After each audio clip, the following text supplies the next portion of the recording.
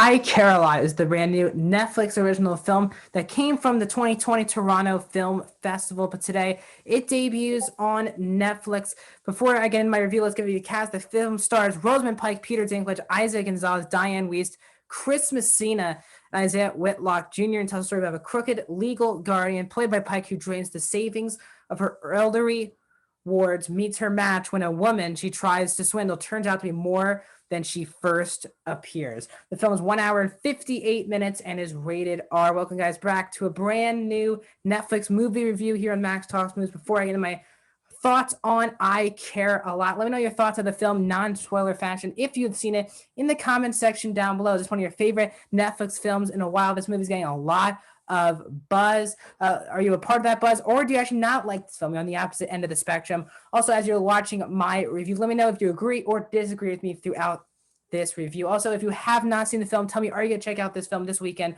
on Netflix?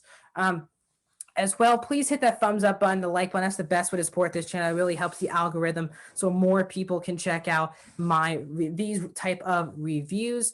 Also, please subscribe, ring that bell if you're liking this review already and watching TV show reviews and movie rankings. I do all three of those things on this channel. Please subscribe, ring the bell, follow me on social media in the description below, and let's get into this review. So this film has had a lot of buzz that I've seen. I've watched a lot of award type of show YouTube channels where they're breaking down the award show, and this film continues to be brought up, and it got boosted by Rosamund Pike getting a Golden Globe Best Actress for a Comedy or Musical Actress nomination.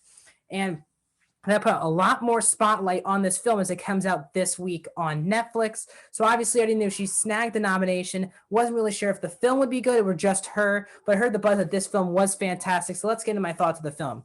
So this is definitely one of the more unique films that I've seen Netflix do. Well, it really is a Netflix. It got sold to Netflix, but one of the most unique films, I'll just say, I've seen in a really long time. That's a year or two. It's a really unique film that tackles its plot about a crooked legal guardian who drains the savings of her elderly. Something that we don't really get to see on film, maybe ever. I can't remember ever seeing this type of story in a movie before. So I already felt unique right off the bat. And you know what? Rosamund Pike is this movie. She really is the movie. Now, as I said, this cast is pretty stacked. Dinklage, Gonzalez, Wiest, Messina. These are some really good actors, but I think by far the best part of the movie is Rosamund Pike's character and her performance, which deserved so got nominated. She makes this movie really interesting, and her character easily has the best arc in the entire film. You kind of learn each more deeply things about her, what her motive is, how she at times isn't afraid of particular things, and her relationships or her chemistry with other actors as well in the movie is just easily the best part of this film. She's a fascinating character who is, again, this is a dark comedy. It's a really dark comedy, and her character kind of embodies that of being a pretty terrible person. You're not really rooting for her character, but her charm kind of makes you turn around, not rooting for her, but it keeps you invested in the story. I know a lot of movies like these in which you really just can't sink your teeth into the movie because your main character, even though terrible things, you can't get the audience into her character because you're not rooting for her. Now, you're obviously not rooting for her in the movie, but you're also not rooting totally against her as well. And that's because of the charm and the performance of Pike that is easily through this film. Obviously, she became well known because of Gone Girl, but really hasn't had this heavy of a lead role in her career. And it's great to see her use that because this film should be putting her on the map. And she can do a lot more action stuff as well. I saw a little bit of some action in this movie. Not a lot, obviously, but there's some little detective stuff going on that I thought was great from her character as well. And again, as I said, the script is really good and the movie flows and really flies by really fast for being a 2-hour movie. That it's not an action movie at all. It's basically a dark comedy. There isn't a lot of action.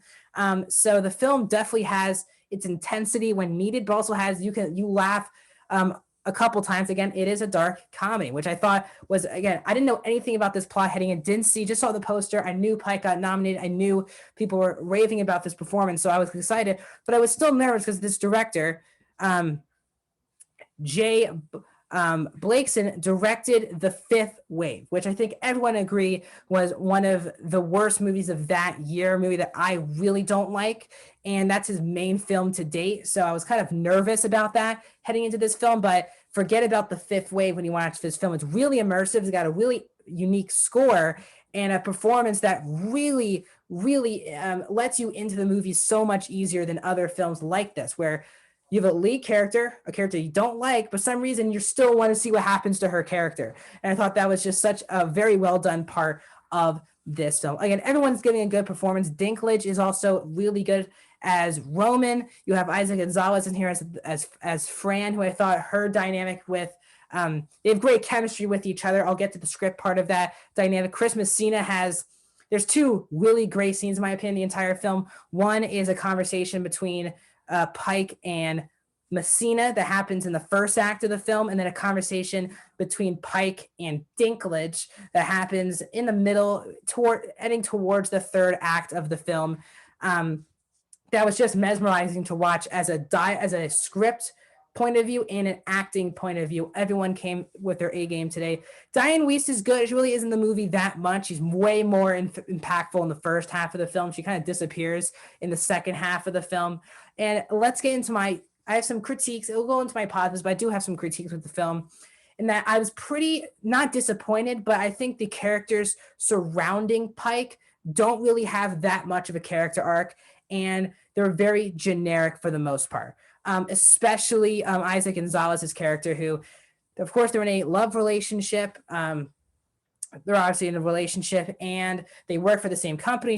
Pike obviously runs the company, but their romance just felt tacked on. It felt like we needed Pike to have a romance to add some more emotion to the film. Their characters, as I said, great chemistry together, but there just wasn't enough of them as a couple to really feel some of the emotion that happens towards the third act of the movie.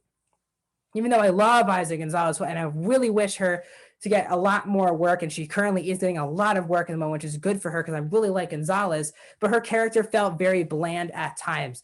Dinklage was a character who I thought was so intriguing when you get first introduced to him, but his character becomes quite one note.